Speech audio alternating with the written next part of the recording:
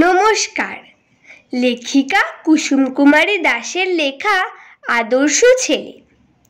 আমাদের দেশে হবে সেই ছেলে কবে, কথায় না বড় হয়ে কাজে বড় হবে। মুখে হাসি বুকে বল, তেজে ভরা মন। মানুষ হইতে হবে এই তার পণ।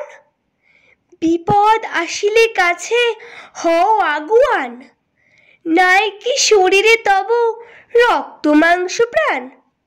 হাত পা সবারই আছে, মিছে কেন ভয়?